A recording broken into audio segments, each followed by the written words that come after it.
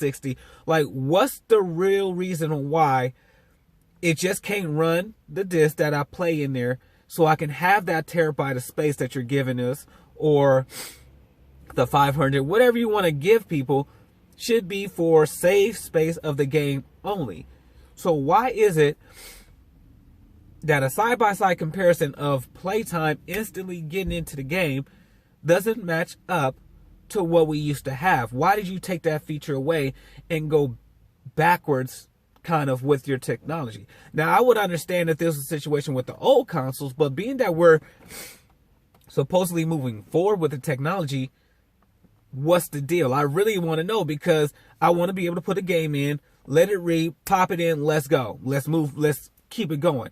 So I can go on and on about this, but at the end of the day, the number one and most important thing is the fact that there's not enough save space for you to feel comfortable with buying this console and being able to play games, and enough games. Now, if you were able to save, let's say, about 20 to maybe 25, 30 games on there, it wouldn't be a problem if it downloaded, but you still had the save space to, have a selection of games that you want to play. Because most people play more than 10 games. And then with the fact that you have to take a game off, that's where it comes into a situation that you're going to start forgetting about a game that you purchased before because you're trying to shuffle through, So, and also with this whole cloud save space situation, why is it that the games have to download to the console instead of just somehow figuring out a way for it to save to your cloud-based system?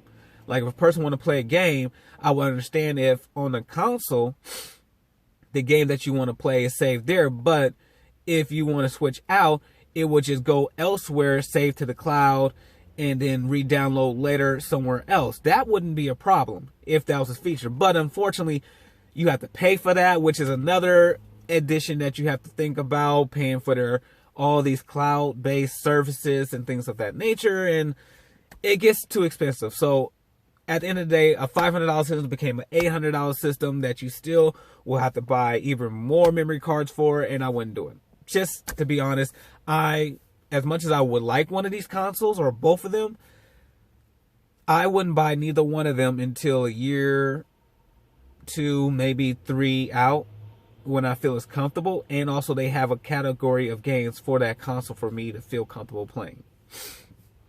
That's number one, off top. So, and we're already at 11 minutes in, and that's just about that situation. So, number two situation, I would say, on why I wouldn't, would be probably, again,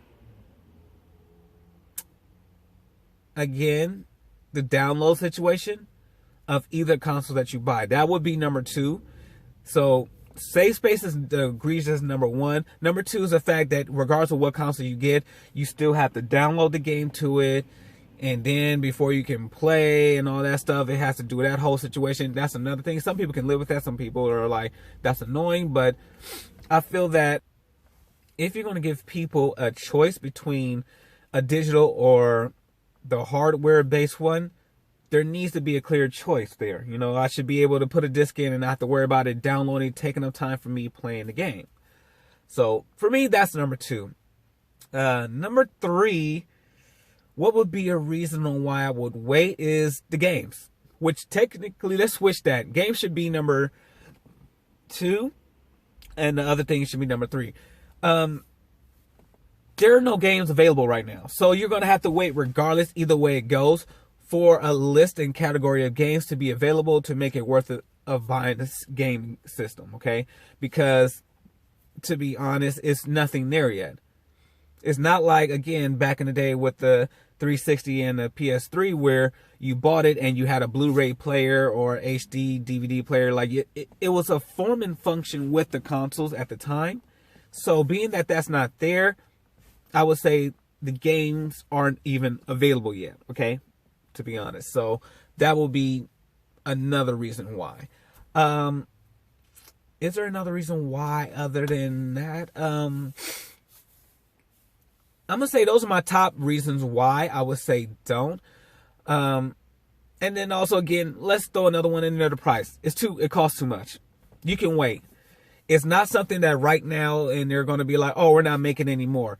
There's going to be more made. You can wait. There's going to be deep discounts coming later and stuff like that. There's no real reason to be an early adapter. So between the hardware, disk space on the console, the availability of games at launch, the whole need to download the game regardless if it's a disc game or not, and the price when it comes to it at the end of the day, I wouldn't buy either system. Now, you can want either system, and I already told you which I would go with, but in order for as of right now, what I buy, I'm going to have to say that's a hard pass no. So, yeah. Sorry, not sorry, because these things are the co-essential reason on why you want to give the customer something to purchase. And for me, I feel it's not worth purchasing because it costs too much. There's not enough disk space. It's just too many factors that I feel going against the consoles right now that I would say that I couldn't encourage anybody to buy it.